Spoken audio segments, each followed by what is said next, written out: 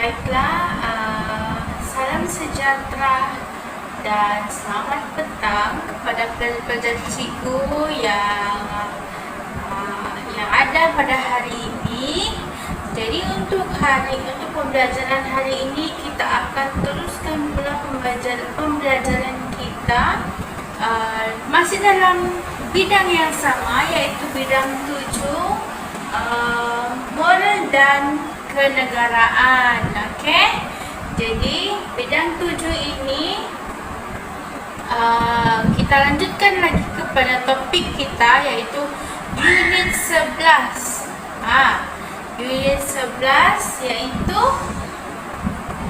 keunikan rakyat Malaysia. Jadi minggu lalu kita sudah belajar pasal apa? Pasal keunikan rakyat Malaysia, keunikan setiap kaum. Kita sudah tahu kepentingan. Okey, jadi hari ini kita mau tengok pula apakah cabaran untuk mengekalkan keunikan rakyat Malaysia ini dan strategi untuk mempertahankan keunikan rakyat Malaysia. Okey, pelajar sekalian, jadi untuk hari ini apa yang kamu akan belajar? Jadi hasil pembelajaran kamu pada hari ini adalah yang pertama, kamu akan mempelajari tentang cabaran keunikan rakyat Malaysia. Okey? Dan seterusnya kamu akan mengetahui strategi untuk mengekalkan keunikan rakyat Malaysia, dan seterusnya perasaan apabila dapat mengekalkan keunikan rakyat Malaysia itu sendiri. Okey? Jadi seterusnya kamu juga dapat mempraktikkan amalan mempertahankan atau mengekalkan keunikan rakyat Malaysia. Okey? Jadi belajar sebelum masuk ke dalam topik. Okey. Jadi kita lihat ini. Apa topik yang ada di sini?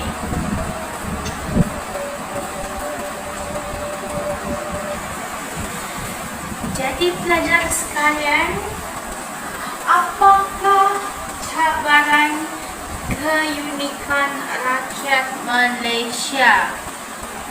Jadi mari kita lihat apa cabaran-cabaran kita dalam mengekalkan keunikan yang ada di dalam negara kita sendiri, yaitu Malaysia.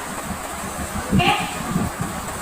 Jadi yang pertama, kita akan dapat mengetahui tentang cabaran bahasa, cabaran budaya, toleransi kaum, cabaran sosial. Okey? Okey, baiklah pelajar-pelajar sekalian. Jadi mari kita lihat satu persatu cabaran mengekalkan keunikan rakyat Malaysia ini. Jadi kita lihat dulu dari segi cabaran bahasa. Jadi kenapa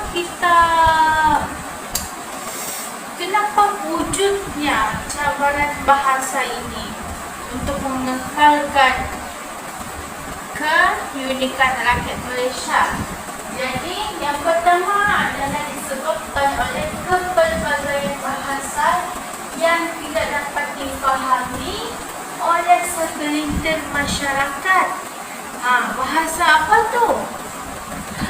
Bahasa rojak, bahasa yang tidak menggunakan bahasa Melayu yang dengan betul, bahasa yang selain bahasa ini, khususnya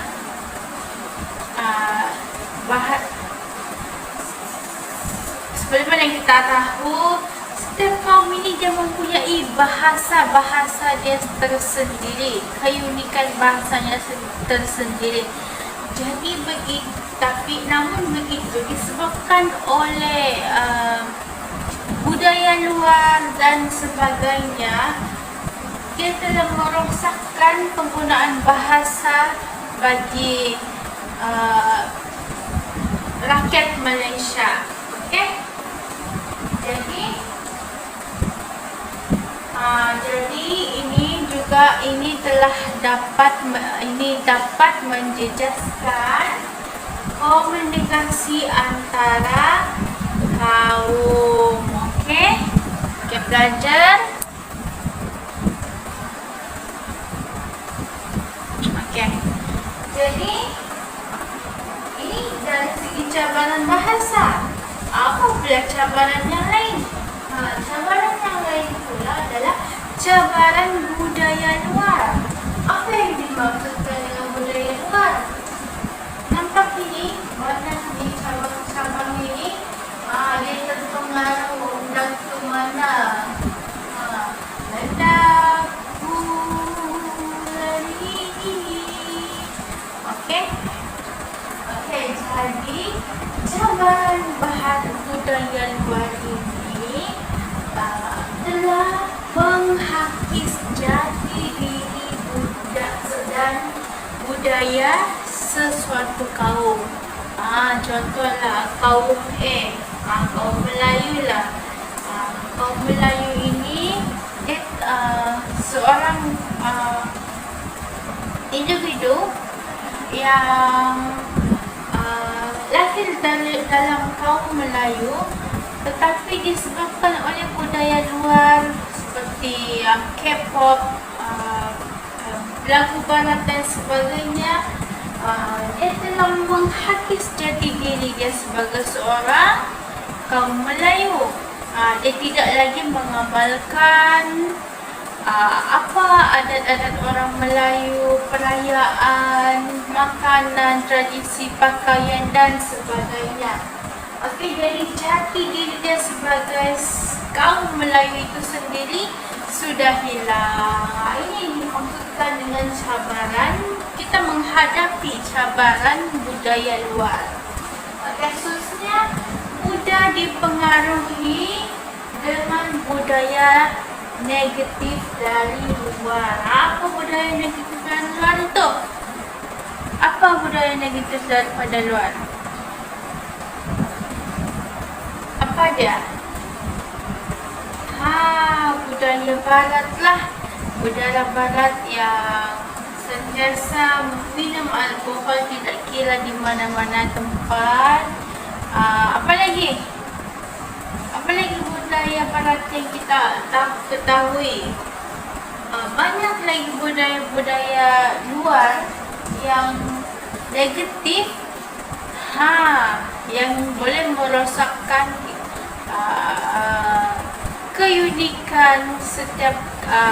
keunikan bagi satu kaum tersebut.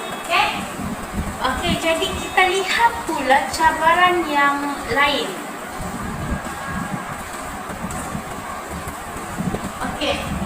Okey, pelajar, kita lihat pula bagi untuk cabaran yang lain, iaitu polarasi kaum. Apa yang dimaksudkan oleh polarasi? Polarasi ini yang menyebabkan ataupun yang boleh mencetuskan konflik yang berpunca daripada sifat tidak menghormati perbezaan adat dan kepercayaan kaum lain. Polarasi itu apa, cikgu? Polarasi itu dimaksudkan orang yang hanya orang yang tidak boleh menerima pendapat ataupun orang lain punya norma. Jadi disebabkan itu dia hanya rasa kaum dia sahaja yang betul. Okey, jadi ini mencetuskan konflik lah sekiranya kita tidak dapat memahami tidak dapat memahami budaya satu kaum yang lain. Okey, ini juga dapat menjejaskan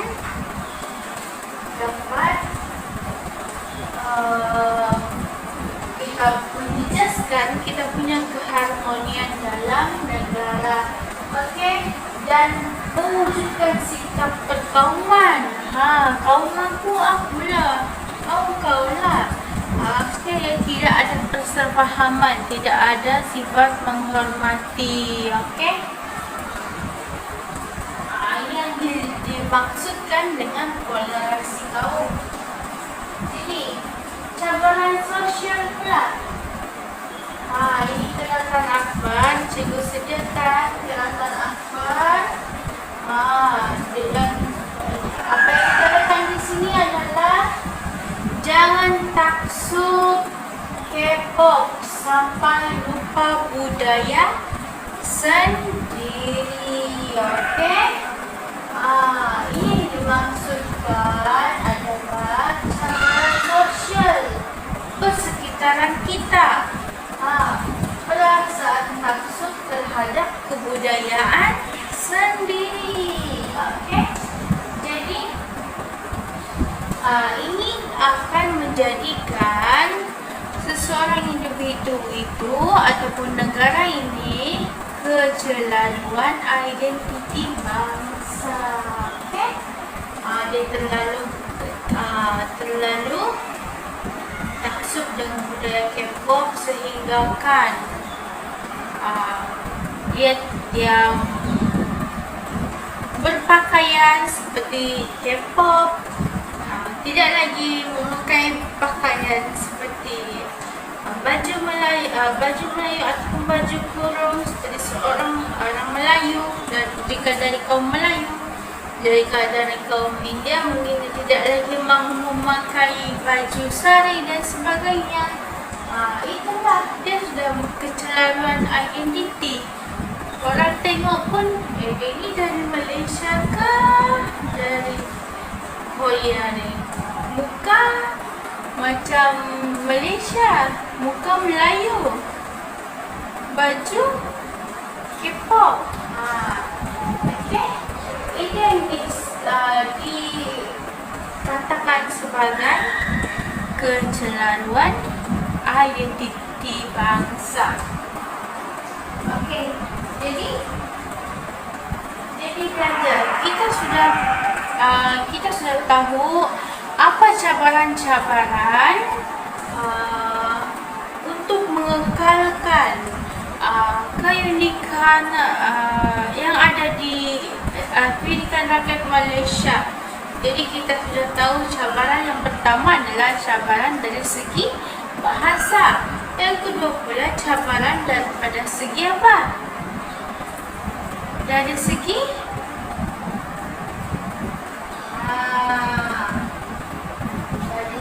budaya luar. Terusnya cabaran daripada segi toleransi kaum, iaitu kaum yang tidak dapat memahami norma satu kaum ini. Jadi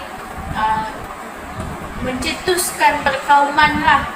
Okey, toleransi kaum, cabaran sosial. Okey, alright. Jadi itu baru kita lihat pada cabaran-cabaran dia. Jadi macam mana pula kita mau tahu strategi untuk kita kekalkan. Jadi kita kena hadap cabaran ini, tapi bagaimana pula cara untuk kita mengatasi perkara ini? Bagaimana untuk kita mengatasi perkara ini? Jadi untuk kita mengatasi perkara ini, kita perlu mengambil langkah ataupun strategi. Menyusun langkah lah, maksudnya menyusun langkah ataupun dari awal kita dididik untuk mengikuti strategi-strategi inilah. Dari kamu belajar, nanti kamu akan beritahulah dengan orang lain macam mana untuk kekalkan kebudayaan kamu. Satu kaum kamu, kebudayaan dari segi makanan, pakaian, apa lagi? Makanan, pakaian, bahasa, perayaan, dan banyak lagi kan. Sebab sebuah kaum itu dia memang punya banyak keunikan, sangat banyak keunikan. Sedangkan apa yang cikgu pakai ini baju Melayu, tapi apa yang unik, ini baju kurung. Jadi apa yang unik di sini adalah corak-corak yang ada di dalam baju kurung ini. Jadi apa lagi yang unik? Corak-corak yang digunakan ini membawa maksud ataupun lambang. Okey? Jadi ini yang dimaksudkan dengan keunikan. Jadi keunikan ini boleh dispesifikkan jadi satu yang lebih kecil. Jadi ia sangat banyak dan sangat luas. Itulah keunikan yang ada di Malaysia. Okey. Jadi apakah strategi untuk mengekalkan keunikan rakyat Malaysia? Jadi ini yang kamu perlu tahu, sangat kamu perlu simpan untuk pengetahuan kamu untuk hari ini dan pada hari akan datang. Right? Jadi kita teruskan pula kepada yang pertama adalah strategi melalui diri kita sendiri. Macam mana? Macam mana tunjuk diri sendiri? Macam mana? Right? Jadi yang pertama adalah menerima dan menghormati keunikan kaum lain. Macam mana kita menghormati dan menerima kaum lain? Tapi di Malaysia ini, cikgu yakin belajar cikgu dan rakyat Malaysia yang segelintir rakyat Malaysia ini dorang sudah tahu untuk menerima dan menghormati keunikan semua kaum. Okey? Contohnya setiap kali perayaan Deepavali, Tahun Baru Cina, kita tidak menganggap sesuatu perkara itu mengganggu kita. Sebab itu sudah menjadi norma, sudah menjadi kebudayaan mereka untuk meneruskan lagi mereka punya keunikan. Okey? Jadi ini kita sudah dapat menerima. Sebab itulah dalam diri kita sendiri kita kena menerima keunikan sebuah kaum itu sendiri. Okey? Kita perlu menghormati. Sekiranya dia memakai pakaian sebegitu, kamu tidak boleh apa? Jangan kamu pertikaikan mengapa dia berpakaian seperti itu. Sebab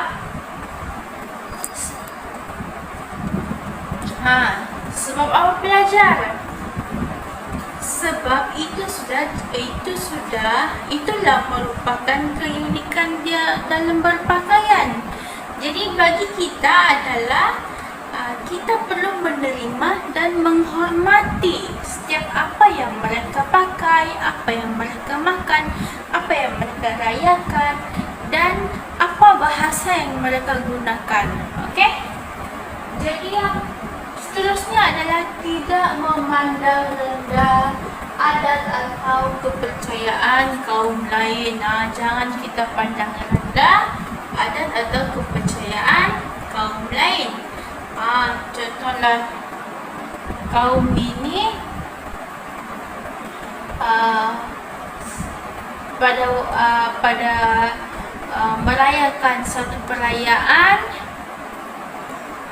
dia perlu untuk membuka baju. Okey, untuk membuka baju untuk merayakan perayaan tersebut. Tetapi jangan pula kamu merendah-rendahkan mereka. Itu sebab itulah keunikan mereka. Itulah keunikan satu kaum itu. Jadi kamu tidak boleh merendah-rendahkan. Dari segi pakaian, macam juga contoh dari segi pakaian, makanan dan sebagainya. Okey. Terusnya mengamalkan adat dan budaya. Terusnya mengamalkan adat dan budaya kita sendiri dalam kehidupan harian. Apa budaya kita? Pakai baju yang sopan,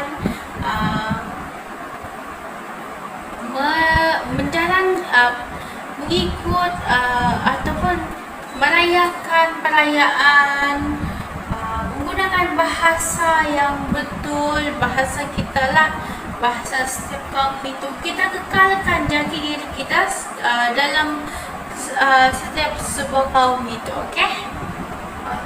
Jadi itu untuk diri.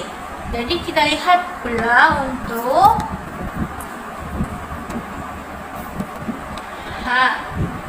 kita lihat pula strategi bagi ibu bapa. Ini ibu bapa kamu perlu tahulah. Jadi bukan setakat ibu bapa kamu. Jadi seterusnya adalah apa? Seterusnya adalah strategi sebagai seorang ibu bapa. Jadi kamu ini juga akan mewarisi masa akan datang, dan anak-anak kamu nanti akan mewarisi masa generasi akan datang lagi. Jadi kamu sebagai seorang ibu ataupun ayah, kamu perlu apa? Apa yang kamu perlu buat sebenarnya? Kamu perlu mengamalkan adat dan budaya dalam keluarga. Sekiranya kamu sudah nanti kamu sudah berjaya, sudah berkahwin, kamu perlu mengamalkan adat dan budaya kamu dalam keluarga. Contohlah dari segi berpakaian, didik anak itu dari kecil supaya mereka mengenal kamu punya kaum sendiri. Okey. Terusnya mendidik anak-anak supaya menerima kepelbagaian budaya. Okey. Macam mana pula ni cikgu mendidik anak-anak ni? Jadi begini, kamu perlu didik anak kamu, beritahu mereka, kaum India dia akan menggunakan bahasa ini, makanan tradisionalnya adalah tosai. Apa lagi? Dari segi pakaian pula, wanita akan pakai sari.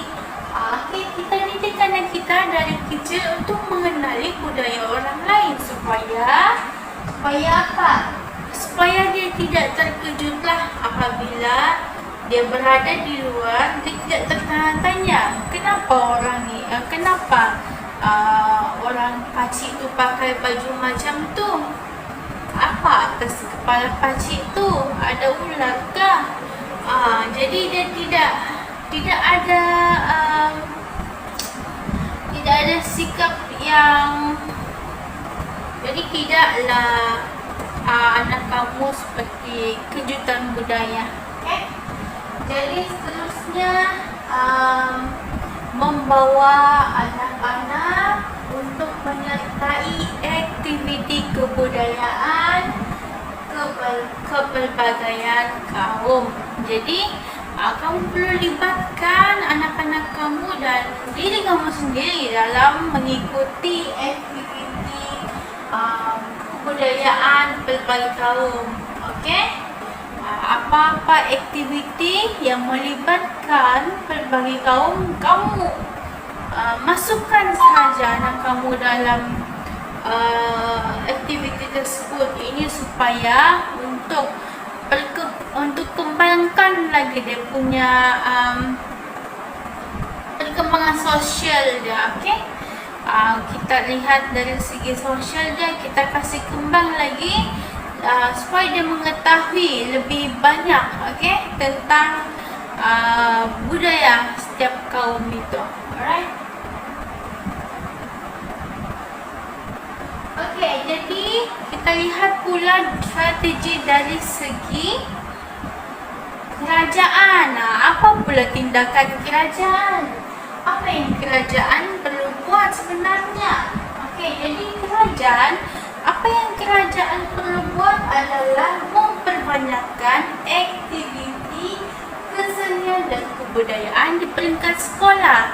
Jadi, seperti mana yang kita tahu, kamu sebagai seorang pelajar, kamu adalah merupakan pelapis ataupun pelapis generasi dan negara akan datang.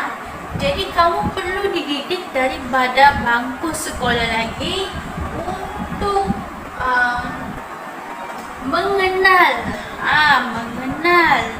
Jadi mengenal keunikan rakyat Malaysia. Jadi dengan adanya aktiviti kesenian dan kebudayaan di sekolah ini, jadi kamu dapat mengenal, kamu dapat memahami dan menerima serta menghormati keunikan rakyat Malaysia.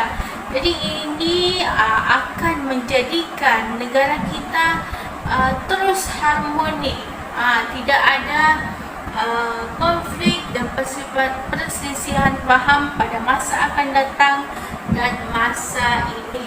Right? Jadi seterusnya memartabatkan dasar kebudayaan kebangsaan.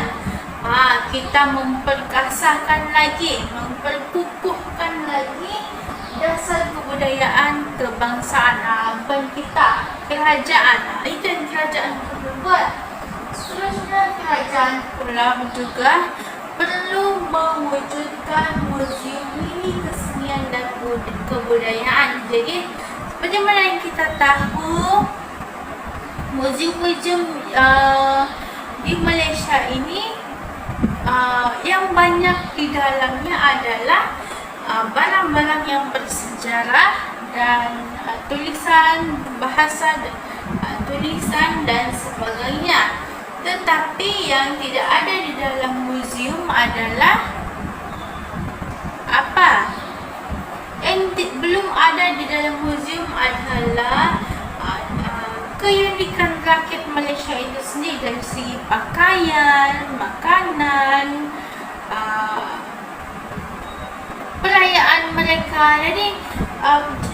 Jadi kerajaan perlu wujudkan muzium ini di mana-mana untuk tontonan kanak-kanak, remaja-remaja, supaya mereka mengingati ataupun menghayati mereka punya kebudayaan mereka. Jadi bila dipamerkan di sana, jadi mereka akan rasa bangga. Jadi bila mereka akan merasa bangga ini, jadi mereka akan bersemangat untuk meneruskan lagi keunikan rakyat Malaysia ini. Okey. Jadi inilah yang kamu tunggu-tunggu kan? Ini yang kamu tunggu-tunggu, iaitu sesi aktiviti. Okey. Jadi untuk sesi aktiviti kita pada hari ini, aktiviti ini cikgu akan bagi kamu masa selama 3 hari untuk siapkan aktiviti ini. Lama kan? Aktiviti apa ni cikgu? Jadi apa aktiviti kita pada hari ini adalah cikgu akan buat pertandingan mencipta logo atau lambang yang bertemakan identiti rakyat Malaysia. Cikgu sudah bagi contoh-contoh. Ada contoh di sini macam mana untuk melukis logo. Jadi cikgu mahu kamu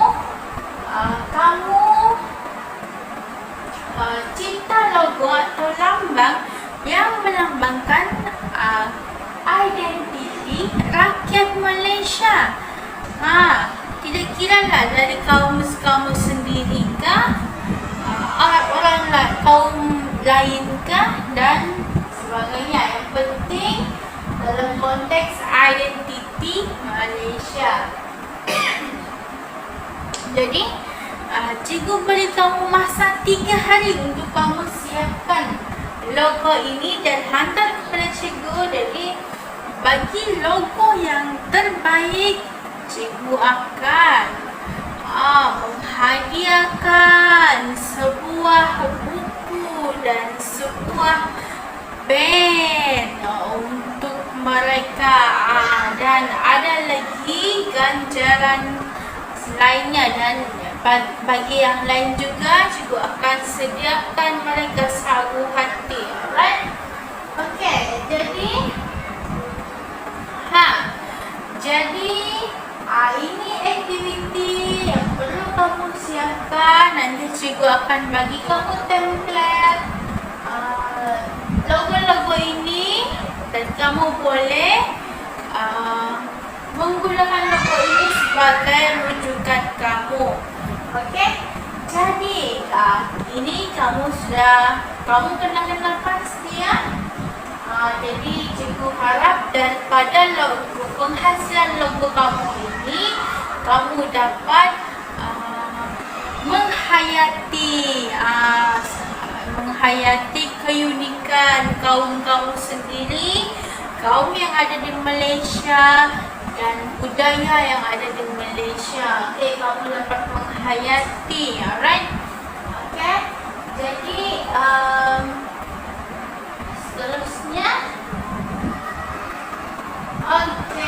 Jadi seterusnya, it's time for exercise your mind. Jadi kita exercise mind kamu. Jadi ada masa yang lebih ini, cikgu bagi kamu masa untuk kamu siapkan kuis. Di mana kuis itu kamu perlu screenshot dan hantar. Jadi kuis ini cikgu akan bagi link di dalam grup WhatsApp. Cikgu akan bagi kepada kamu. Kamu perlu gambar, okey? Kamu perlu gambar dan apa? Kamu perlu gambar dan hantar kepada cikgu. Okey? Okey.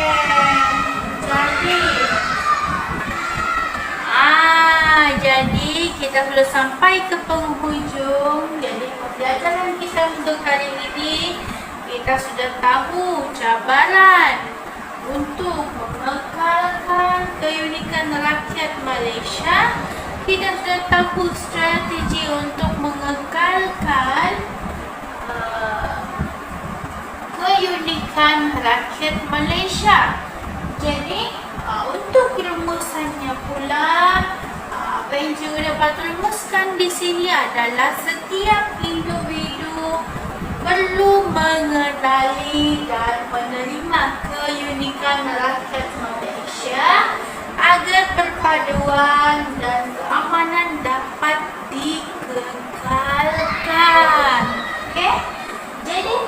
Jadi di sini semua pihak dapat hidup dengan perasaan gembira.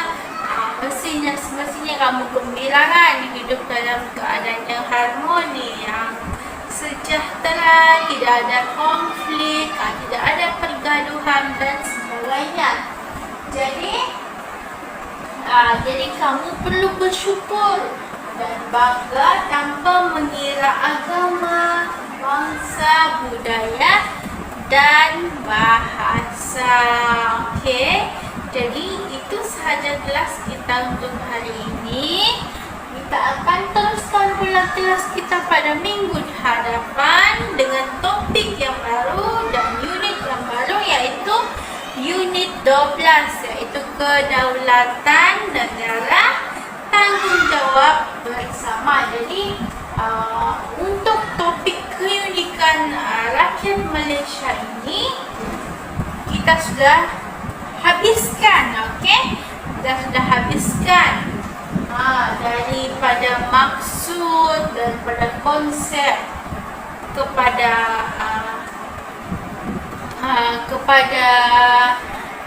kaum yang ada di Malaysia, pada kepentingan, cabaran dan strategi. Okey? Jadi untuk kelas hari ini sampai di sini sahaja. Cikgu akan bagi kamu quiz untuk kamu latih kamu punya pemikiran, penghayatan kamu terhadap keunikan rakyat di Malaysia, rakyat Malaysia, dan kamu perlu hantar kepada cikgu, dan jangan lupa untuk siapkan logo dalam masa 3 hari ini. Tunjukkan perasaan sungguh-sungguh kamu tentang keunikan, identiti bangsa kamu, identiti budaya Malaysia. Okey? Jadi sampai di sini sahaja kelas kita. Kita bertemu di lain hari pula. Okey, jadi sekian, terima kasih.